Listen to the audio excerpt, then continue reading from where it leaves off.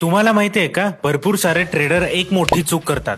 एक तर ते खूप जास्त ट्रेड करतात आणि फ्रिक्वेंटली ट्रेड करतात. मी प्रतीक, गेल्या अनेक वर्षापासून मी ट्रेडिंग करतोय आणि या ट्रेडिंगच्या जर्नीमध्ये भरपूर साऱ्या गोष्टी पण शिकलेल्या आहेत.